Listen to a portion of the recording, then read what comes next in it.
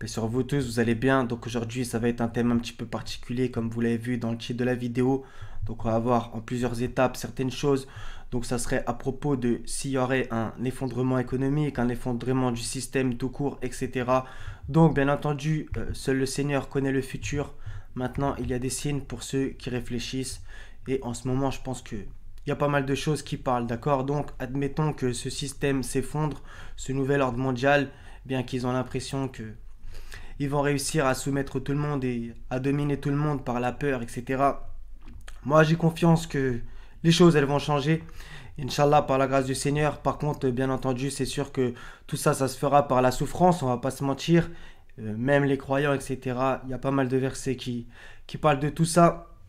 Donc, on va voir pas mal de choses. Donc, bien entendu, en ce moment, l'âge est ténébreux, l'époque est totalement ténébreuse. Maintenant, bien entendu, il y a toutes les traces dans l'écriture, donc on va voir un petit peu à propos justement des ténèbres euh, que, que ce système représente. On va voir bien entendu la lumière, etc. On va voir pas mal de choses. On va voir aussi à propos de la succession sur la terre, dont j'ai déjà parlé pas mal de fois aussi, à propos de la souffrance, à propos de la vérité quand elle apparaît, et du coup ça fait croître la foi des croyants, d'accord? Donc bien entendu, il y a la foi de certains, et je l'espère pour vous qui m'écoutez, elle va augmenter s'il se passe tout ça. Je dis bien si, parce que les gens ils vont dire, ouais, tu parles de l'invisible, de l'inconnaissable. Bref, donc la foi de certains, je l'espère pour vous, elle va augmenter. Par contre, hélas, celle de certains va vaciller, et que le Seigneur nous préserve. Donc, à propos de la lumière et des ténèbres, bah, bien entendu, c'est dans Genèse chapitre 1. Donc là, il y a des gros problèmes de traduction, mais bon. Il y avait des ténèbres à la surface de l'abîme, et l'Esprit de Dieu se mouvait au-dessus des eaux. Donc c'est déjà le verset 2 du premier chapitre. Donc il y avait des ténèbres à la surface de l'abîme. Donc les ténèbres est en premier. Dieu dit que la lumière soit, et la lumière fut. Donc un verset ultra connu. Donc il y avait les ténèbres avant la lumière. Dieu vit que la lumière était bonne, et Dieu sépara la lumière d'avec les ténèbres. D'accord? Il y a une séparation. De même que le mal et le bien ne sont pas semblables, que les ténèbres et la lumière ne sont pas semblables. Dieu appela la lumière jour, et il appela les ténèbres nuit. Ainsi il y eut un soir et il y eut un matin, ce fut le premier jour. Donc qu'est-ce qui est intéressant là, c'est que il y avait des ténèbres à la surface de l'abîme, et ensuite Dieu dit que la lumière soit, et la lumière fut. Donc ça rappelle justement, comme dans le Coran, le kun fayakun, soit et elle est, donc quand Allah décide d'une chose, d'accord? Donc c'est très intéressant. Donc ténèbres en premier, ensuite la lumière, d'accord? Et après, ce qui est encore intéressant, c'est que Dieu appela la lumière jour, et il appela les ténèbres nuit. Donc, il a appelé la lumière jour avant d'appeler les ténèbres nuit. D'accord? Donc, on a bien le cheminement, c'est-à-dire que en général, on passe des ténèbres à la lumière. Bien entendu, on peut aussi faire le chemin inverse, que le Seigneur nous en préserve. Par contre, on voit bien qu'il a appelé la lumière jour en premier. Donc, la lumière est meilleure que les ténèbres, ça va de soi. D'accord? Il y eut un soir, il y eut un matin. Donc, selon l'écriture, le soir commence, à partir du soir commence la nouvelle journée, d'accord? Oui. Donc il y a eu un soir, il y a eu un matin, et on voit pas mal d'exemples dans le Coran, dans l'écriture tout entière, c'est-à-dire que par exemple, justement, on voit que les anges, ils arrivèrent à Sodome à la nuit, au soir, et justement, il se passe toutes ces choses avec Lot, les anges et le peuple de Lot, c'est-à-dire les sodomites, etc. Et finalement, il reçoit l'ordre, Lot, de partir à l'aube, quoi, d'accord? L'aube n'est-elle pas proche, d'accord? Donc on a tout ce processus, c'était ténébreux cette ville, cette période, donc du coup, et c'est à l'aube qui s'est barré. Donc l'aube, c'est le début d'une nouvelle chose, voilà, le soleil commence à se lever, etc. Donc du coup, la lumière apparaît. Donc on va voir pas mal de fois ce concept que la lumière chasse les ténèbres. Si tu es totalement dans le noir et t'allumes ne serait-ce qu'une bougie, un briquet, la lumière jaillit, et du coup, elle peut éclairer toute la pièce, d'accord? Et on a pas mal de fois cette notion, donc Allah est la lumière des cieux et de la terre, etc. Lumière sur lumière, Allah guide qui il veut vers sa lumière, etc. Même dans l'évangile, vous êtes la lumière du monde, etc. D'accord? Une ville qui est sur une montagne ne peut être cachée, d'accord? Soit 2 verset 257, on va prendre un tout petit segment. Et après le 258, justement, va dans le sens de ce que je vais dire. Allah est le défenseur de ceux qui ont la foi. Donc justement, ça va par rapport à ce que j'ai dit dans le titre. La foi, d'accord? Il les fait sortir des ténèbres à la lumière. D'accord? Sortir des ténèbres à la lumière. Donc il y a pas mal d'exemples au niveau ténèbres et lumière dans le Coran. Quant à ceux qui ne croient pas, ils ont pour défenseurs les taroutes, les rebelles, ceux qui dépassent les limites, qui les font sortir de la lumière aux ténèbres. Voilà les gens du feu où ils demeureront éternellement. Ça, c'est super intéressant aussi, puisque voilà, donc, défenseurs, les taroutes, donc demandez-vous si le gouvernement, etc., n'est pas un tarout. Bon, je pense que vous avez la réponse, qui les font sortir de la lumière aux ténèbres, d'accord. Les gens ont peur, etc. Des basses émotions, des basses énergies, voilà ce qu'ils proposent, d'accord. Voilà les gens du feu où ils demeurent éternellement. Donc ça, c'est intéressant aussi. Le feu, c'est aussi une forme de lumière, d'accord. Même si, pour le coup, le feu, bah, il est bien pour t'éclairer, pour faire le feu, faire à manger, mais bah, en enfer, tout le monde sait que c'est l'inverse. Donc il y a aussi cette histoire très importante. Verset 258, justement, donc là, il y a des gros problèmes de traduction, mais on va le réciter quand même dans ce sens, parce qu'il y a des choses intéressantes. Donc c'est à propos d'Abraham et de Nimrod. N'as-tu pas su, celui qui, parce qu'Allah l'avait fait roi, bon, il y a un gros problème de traduction, mais bon, argumenta contre Abraham au sujet de son Seigneur. Donc en fait, vous retrouvez Nimrod dans la Genèse, chasseur devant l'Éternel, donc voilà, il empêchait les gens d'aller vers le Seigneur, etc. Abraham ayant dit, j'ai pour Seigneur celui qui donne la vie et la mort. Moi aussi, dit l'autre, je donne la vie et la mort. Donc on voit déjà l'orgueil. Alors dit Abraham, puisqu'Allah fait venir le soleil du levant, fais-le donc venir du couchant. Le mécréant resta alors confondu. Allah ne guide pas les gens injustes. Donc tout ça c'est intéressant, puisque voilà, donc des ténèbres à la lumière. Et justement, celui que Allah avait fait roi, bon, dans cette mauvaise traduction, bah, c'est Nimrod. Et lui, il avait mis les ténèbres sur la terre, dans un sens, d'accord, avec son système qui était un espèce de nouvel ordre mondial de l'époque. Et Abraham, bah, c'était la lumière de son temps, d'accord. Il a été béni, etc. Donc le père des nations, on va dire, et notre père au niveau monothéisme, sourate 22, verset 78, d'accord. Abraham, notre père, donc qui était une lumière éclairante, comme on va le voir. Même Mohammed est décrit comme étant une lampe, etc. D'accord. Et on va voir aussi Moïse. Donc les envoyés du Seigneur sont des lampes dans des périodes ténébreuses. Ça c'est toujours le même principe, le même recommencement. Sourate 6, verset 1 aussi. Louange à Allah qui a créé les cieux et la terre et établi les ténèbres et la lumière. On voit bien là aussi le sens, les ténèbres et la lumière. Les ténèbres sont avant la lumière. D'accord. Ça ne veut pas dire qu'ils sont meilleurs. Non, non. C'est juste qu'ils sont créés avant. Donc je sais pas moi, ça, on va prendre un exemple de la vie de tous les jours. Peut-être que selon la vie que vous avez menée, voilà, vous avez passé une jeunesse spéciale, chelou, etc. Et finalement, le Seigneur, par sa grâce infinie, il vous a apporté de la lumière.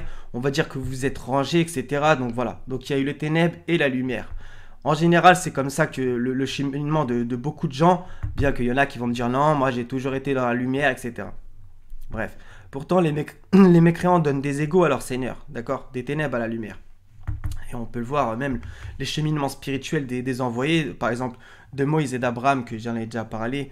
Donc Moïse, il était comme si, après, voilà, il a tué quelqu'un, il est parti à Madian, et c'est ensuite qu'il a vu le buisson ardent, etc., qu'il a été envoyé à Pharaon, justement, pour en parler, puisque on va dire que ça a causé un bon effondrement dans l'Égypte, puisque, voilà, Moïse a apporté la lumière, il y a eu les plaies, etc., les signes qui a été envoyés à Pharaon, qui justement, il n'a pas accepté cela après la mort de son premier-né, etc. Il les a laissés partir par dépit, on va dire, dans un certain sens.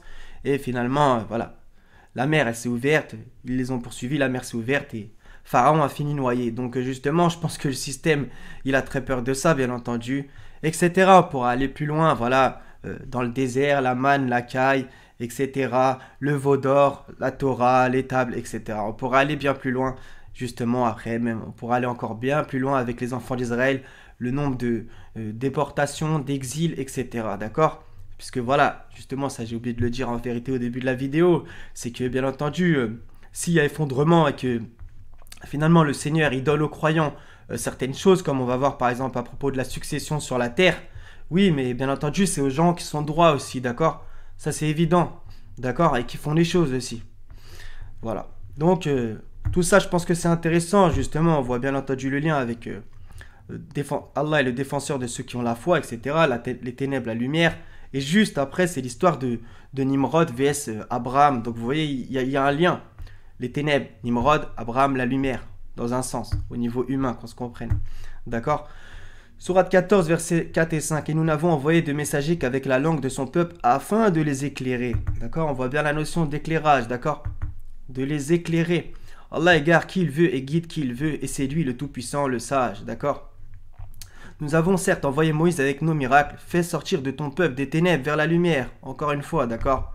Il les a fait sortir des ténèbres vers la lumière. Ils étaient en esclavage, etc. Est-ce que nous ne sommes pas en esclavage? Tout le monde sait que oui, en vérité. Et rappelle-leur leurs jours d'Allah, les jours d'Allah. Dans tout cela, il y a des signes pour tout homme plein d'endurance et de reconnaissance. Là aussi, d'endurance et de reconnaissance, d'accord? Et justement, après, il y a toute l'histoire de Pharaon, etc. D'accord? Donc, lisez-le si ça vous intéresse, bien entendu. On va faire les choses dans les grandes lignes. Sourate 10, versets 13 à 14, c'est pareil aussi. Nous avons fait périr les générations d'avant vous lorsqu'elles eurent été injustes alors que leurs messagers leur avaient apporté des preuves. Je m'arrête juste 2 secondes là-dessus, c'est parce que nous, vivant en 2021, etc., on a la sensation que ce système qui domine outrageusement, etc., qui oppresse, on a l'impression que ça pourrait durer des millénaires. Je dis bien on, dans le sens, la majorité des gens, d'accord? Ils ne voient pas comment ce système pourrait s'effondrer. Il y a l'euro, le dollar, tous ces trucs, l'avion. Ouais, mais en vérité, si Allah est fait comme ça, demain on retourne à l'âge de pierre aussi, d'accord? Et ça, faut bien se préparer mentalement. Tous les grands, comment ça s'appelle? Les grands empires, ils sont tombés, les gens, ils avaient vu sûrement un déclin, bien entendu, comme notre civilisation prétendument occidentale, etc., et elle est en déclin. Ben ouais, mais Babylone, etc., l'Égypte, les Grecs, les Romains, etc., ils sont tous coulés dans une certaine manière, même si Rome continue à perdurer, bref, on va pas... Et les gens, ils pensaient peut-être que ça allait être éternel, mais rien n'est éternel sauf le Seigneur ici-bas, d'accord? Donc rien n'est éternel, et il faut bien se dire que ce système, quand il va tomber, le Seigneur, il raffermira les croyants par sa grâce infinie. Bon, je vais répéter encore. Nous avons fait périr les générations d'avant vous lorsqu'elles eurent été injustes alors que leurs messagers leur avaient apporté des preuves. Cependant, elles n'étaient pas disposées à croire. Est-ce que ce monde est disposé à croire? C'est ainsi que nous rétribuons les gens criminels, puis nous fîmes de vous des successeurs sur terre après eux pour voir comment vous agiriez. D'accord? Donc qu'est-ce que ça veut dire ça? C'est-à-dire que le système, s'il tombe, Allah il peut donner la succession aux croyants. Mais il écrit quoi? Pour voir comment vous agiriez. D'accord? Et ça nous ramène sur 38, verset 26, puisque le mot successeur, c'est la même racine, etc. La conjugaison, bref. Donc, ô David, nous avons fait de toi un calife sur la terre, etc. Mais il faut qu'il juge avec équité, qu'il ne suive pas la passion, etc. D'accord? Donc, c'est pour voir comment on agit. D'accord? Donc, chacun est à sa place ici-bas, que tu sois plombier ou l'autre qui soit président. Chacun est à sa place. Ça ne veut pas dire que... parce que hélas, c'est pas une méritocratie dans notre système. Par contre, lui, le Seigneur, quand il choisit, bah, bien entendu, ça n'a rien à voir. Ça n'a rien à voir, d'accord? Lui, le Seigneur, quand il élit des gens, rien à voir avec le prétendu vote, etc. Truqué, fraude, d'accord? Vous m'avez capté, d'accord? Donc, pour voir comment vous agiriez, d'accord? Le Seigneur, lui... Plus ton grade il est haut, plus c'est difficile. Hein. Faut bien entendu se mettre ça dans le crâne. Sourate 10, verset 73. Donc, encore une fois, c'est à propos de Noé. Justement, à l'époque de Noé, comme je l'ai dit dans une vidéo, c'est un espèce de reset, d'accord? Puisque voilà, la grande majorité du monde a été noyée. Et il a resté Noé avec quelques personnes. Faites votre recherche si vous ne savez pas qui. Noé ainsi que sa famille, etc. D'accord? Ils le traitèrent de menteur, nous le sauvâmes, lui et ceux qui étaient avec lui dans l'arche, desquels nous fîmes les successeurs. D'accord? Les successeurs. Nous noyâmes ceux qui traitaient de mensonges nos preuves. Regarde comment était la fin de ceux qui avaient été avertis. Là encore, on peut faire un parallèle. Nous noyâmes, donc, hormis si tu étais dans l'arche, tous les autres ont été noyés. Et qu'est-ce qui s'est passé avec Moïse et Pharaon? Les armées de Pharaon ainsi que lui ont subi la noyade. Donc vous voyez, il y a tout une chose à comprendre, d'accord? Donc moi, j'ai envie de dire au nouvel ordre mondial, est-ce qu'ils savent bien nager? Le crawl, la brasse, le papillon, tout ce que vous voulez. Est-ce que vous savez bien nager? Donc du coup, vous voyez, tout ça, c'est toujours la même chose. Donc j'ai envie que vous lisiez tout ce passage, donc jusqu'au verset... voilà, jusqu'au verset 93. certes, nous avons établi les enfants d'Israël dans un endroit honorable. Donc vous voyez, à chaque fois quand le Seigneur il te secourt, endroit honorable, successeur sur la terre, etc. Mais il faut pas déconner, ne te mets pas à faire un veau d'or. Et leur avons attribué comme nourriture de bons aliments. Donc là, on pourrait voir la manne et l'écaille, etc. Par la suite, ils n'ont divergé qu'au moment où leur vint la science. Voilà, comme d'habitude. Ton Seigneur décidera entre eux au jour de la résurrection sur ce qu'il est divisé. D'accord? Donc c'est toujours un peu le même principe. Sourate 24, verset 55, et on pourra aller lire le 35 justement à propos de la lumière. Allah est la lumière des cieux et de la terre. Sa lumière est semblable à une niche où se trouve une lampe, etc. etc. Un verset splendide. Allah a promis à ceux d'entre vous qui ont cru et fait les bonnes œuvres. Donc là encore on y revient. Croire et faire les bonnes œuvres. Qui leur donnerait la succession sur terre, encore une fois, comme il l'a donné à ceux qui les ont précédés. Donc c'est un éternel recommencement. Mais il ne faut pas déconner. Et vous voyez bien que, hélas, si les satanistes dirigent aujourd'hui, c'est qu'il y a eu un manquement, des failles. Ils donneraient force et suprématie à leur religion qu'il a agréée pour eux. Donc là, leur religion, ce n'est pas le sunnisme ou je sais pas quoi, d'accord? Bref. Ils leur changeraient leur ancienne peur en sécurité. Donc là, ça revient à ce que j'ai dit au début. On passera sûrement, si le Seigneur nous prête vie et qu'il se passe tout cela, donc je suis obligé de balancer plein de si, ils leur changeraient leur ancienne peur en sécurité. Donc bien entendu, ça va être flippant. Vous croyez quoi? Bien entendu, tout le monde le sait. Ce système, il se laissera pas, il va pas tomber comme ça sans se défendre. Une bête qui est blessée, elle est encore plus dangereuse. C'est le cas de le dire à la bête. D'accord? Donc leur ancienne peur en sécurité. Et Noé, justement, qu'est-ce qu'il a eu dans l'arche? Nous sauvâmes Noé ainsi que sa famille de la grande angoisse. D'accord? Sourate 2, verset. On va y aller tout de suite. Verset 214. Pensez-vous entrer au paradis alors que vous n'avez pas encore subi des épreuves semblables à celles que subirent ceux qui vécurent avant vous? Misère et maladie les avaient touchés, d'accord? Et ils furent secoués, donc là on pourrait voir tout ce que je vous dis comme étape, jusqu'à ce que le messager et avec lui ceux qui avaient cru se fussent écriés, quand viendra le secours d'Allah? Quoi? Le secours d'Allah est sûrement proche. Donc ça, cette petite phrase, quand viendra le secours d'Allah, on a l'impression que c'est vraiment à chaque fois au bout du bout, et ça vous est sûrement arrivé dans votre vie, que voilà, l'épreuve elle va jusqu'au bout, t'es à bout, et finalement c'est là qu'arrive le secours du Seigneur, d'accord? Un peu à l'exemple, si on pourrait donner une image de Abraham avec Isaac, etc. Pour le sacrifice, finalement, il allait vraiment le faire et c'est arrivé au dernier moment que, voilà, il soit stoppé, d'accord? Donc c'est très souvent comme ça aussi. Donc, il m'adore et ne m'associe rien, et celui qui m'écroit par la suite, ce sont ceux-là les pervers. Il y a encore une fois cette chose-là, regardez. Donc, la succession qui est donnée. Maintenant, il y a écrit quoi? Il m'adore et ne m'associe rien. Et celui qui m'écroit par la suite, ce sont ceux-là les pervers. Donc ça pourrait nous ramener à tourner les talons, etc. Revenir justement à propos des ténèbres et la lumière, retourner dans les ténèbres, etc. D'accord? Donc vous voyez, tous ces versets sont liés, et bien entendu, il y en a encore plein d'autres. Sourate 4, verset 104, à propos de la souffrance. Ne faiblissez pas dans la poursuite du peuple ennemi, entre parenthèses. Bon, ça se discute, mais je pense qu'il y a quand même du vrai, bien entendu, dans cette parenthèse. Si vous souffrez, lui aussi souffre comme vous souffrez, tandis que vous espérez d'Allah ce qu'il n'espère pas. Allah est omniscient et sage. Donc ça, c'est très important. Donc les deux parties souffrent, mais nous, vu qu'on espère d'Allah, alors que eux, ils espèrent d'Isis ou du shaitan ou de je sais pas qui, la ruse du diable est faible, d'accord? Donc vous voyez, et ça pourrait nous ramener à le nombre de croyants vs le nombre de mécréants, etc. Donc vous voyez, c'est toujours le même principe, d'accord? Donc, sourate 33, verset 22, et quand les croyants virent les coalisés, donc est-ce que le système n'est pas rempli de coalitions, etc., pour faire souffrir les peuples? Moi, c'est ce que je vois. Ils dirent, voilà ce qu'Allah et son messager nous avaient promis, et Allah et son messager disaient la vérité. Et cela ne fit que croître leur foi et leur soumission. Donc ça, c'est pour ça que j'ai pris ce verset. Donc déjà, c'est tout le début, bien entendu, du verset est très important, et la fin, et cela ne fit que croître leur foi et leur soumission. D'accord? Donc quand la vérité apparut, qui savait que le Seigneur et son messager avaient dit la vérité, ça n'a fait que croître leur foi et leur soumission. Et à la fois avant la soumission. D'accord? Donc tout ça, c'est vraiment magnifique, hein, vous voyez?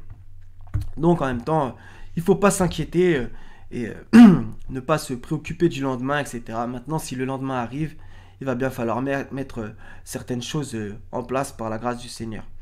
Donc, Sourate 70, verset 3, donc c'est pour ça que je cite ce petit segment, et qui vient d'Allah, le maître des voies d'ascension. D'accord, donc bien entendu, c'est un petit peu différent de ce que je veux dire, mais justement, c'est, je pense, une espèce d'ascension de la foi qui va se passer pour certains, et je l'espère pour vous qui m'écoutez, et pour moi-même, bien entendu, par sa grâce. Et donc, du coup, voilà, donc une ascension de la foi, s'il se passe tout ça, que les gens passent par des épreuves très très difficiles, bah, en général, c'est dans les épreuves très difficiles que ta foi peut grave augmenter, etc. D'accord, c'est évident, donc, un peu comme le dicton, voilà, ceux qui ne tuent pas rend plus fort, etc. D'accord. Je pense que dans un sens, c'est un peu vrai. Mais bon, des fois, ceux qui ne tuent pas peut te rendre handicapé, d'accord aussi. Donc bon, on pourrait discuter. Mais bon, donc vous voyez les frères et sœurs, donc je voulais un peu parler de tout ça, donc on pourrait aller bien plus loin, bien entendu, à propos de tous ces satanistes, etc., qui ressemblent particulièrement à tous les anciens empires qui ont régné sur la terre. Voilà, ils balançaient des enfants dans le feu pour leur fausse divinité, etc. Bah, maintenant, c'est pareil en vérité, d'accord. Donc, le début de la Sourate 30 pourrait être intéressant à propos des Romains aussi. Donc, voilà, tout ça, c'est intéressant. Et dans l'écriture, il y a encore d'autres exemples. Et par contre, ça, je suis obligé de le dire que là, j'ai dit que ça serait encore avec une foi ainsi, si le Seigneur veut, etc. Bah, effondrement du système et les croyants qui ont la succession. On peut même voir ça dans la fin du livre de l'Apocalypse, bien entendu. Toute une période d'épreuves, les tribulations, etc. Et finalement, ce qu'on appelle le millénium, etc. D'accord. Le dragon, le serpent ancien, le Satan qui est lié, etc. D'accord. Donc au final, tout ça, ça peut bien entendu se terminer dans super bien.